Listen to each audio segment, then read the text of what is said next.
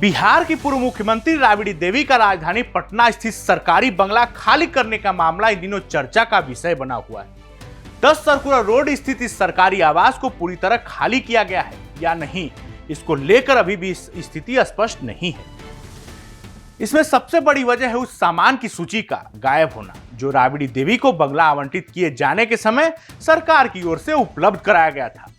दरअसल साल 2006 में जब राबड़ी देवी को यह सरकारी आवास आवंटित किया गया था, तब भवन निर्माण विभाग ने उन्हें कुछ सरकारी फर्नीचर और अन्य सामान भी दिया था। लेकिन अब लगभग 20 साल बाद जब बंगला खाली कराने की प्रक्रिया शुरू हुई, तो उस समय दिए गए सामान की आधिकारिक सूची विभाग के रिकॉर्ड में नहीं मिल रही है। यही वजह है कि पूरा मामला कानूनी और प्रशासनिक रूप से उलझ गया है। इस विवाद की शुरुआत 22 जून से हुई। इस दिन बिहार सरकार में भवन निर्माण विभाग ने राबड़ी देवी को सरकारी आवास खाली करने के लिए अंतिम नोटिस जारी किया था। नोटिस के बाद 24 जून को विभाग की एक टीम बंगले पर पहुंची ताकि आवास खाली कराने की प्रक्रिया को आगे बढ़ाया जा सके।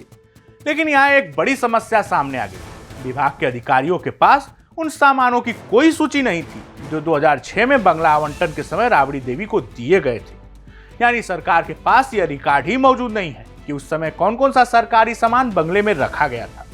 ऐसे में यह तय करना मुश्किल हो गया है कि बंगले में मौजूद सामान सरकारी है या निजी। इसी कारण आवास खाली कराने की प्रक्रिया अधर में लटकी हुई है। इस मामले में राबड़ी देवी की ओर से भी अपनी बात रखी गई। उनके आप सचिव ने भवन निर्माण विभाग के सचिव को एक पत्र लिखकर स्पष्ट किया है कि पहले विभाग उस पुरानी सूची को उपलब्ध कराए जिसमें यह दर्ज हो कि आवंटन के समय कौन कौन सा सामान दिया गया था। उनका कहना है कि बिना सूची के किसी भी सामान का मिलान करना संभव नहीं है। राबड़ी देवी के पक्ष का कहना है कि यदि बिना सूची के बंगला खाली करने की प्रक्रिया पूरी कर दी जाती है तो भविष्य में किसी भी तरह का विवाद खड़ा हो सकता है। इसलिए पहले आधिकारिक रिकॉर्ड सामने लाया जाए और इसके बाद ही आगे की कार्रवाई की जाए।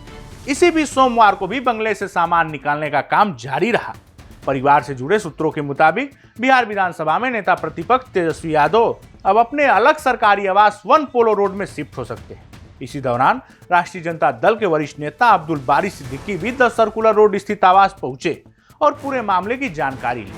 बाहर निकलने के बाद उन्होंने भवन निर्माण विभाग की कार्रवाई पर अपनी प्रतिक्रिया भी दी। सबसे महत्वपूर्ण बात यह है कि राबड़ी देवी की ओर से अब भवन निर्माण विभाग में 5 जुलाई तक का समय मांगा गया है।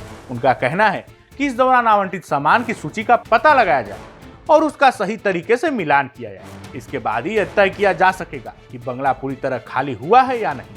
फिलहाल यह मामला अगले कुछ दिनों के लिए टल गया है। अब सभी की नजर भवन निर्माण विभाग के अगले कदम पर टिकी है। देखना होगा कि विभाग पुरानी सूची ढूंढ पाता है या नहीं और राबड़ी देवी को मांगा गया समय दिया जाता है या नहीं। यह मामला केवल एक सरकारी बंगला खाली करने का नहीं है, बल्कि सरकारी रिकॉर्ड और प्रशासनिक व्यवस्था पर भी कई सवाल खड़े कर रहे हैं। इस जानकारी में फिलहाल इतना ही। ऐसे ही तमाम खबरों के लिए देखते रहिए भारत।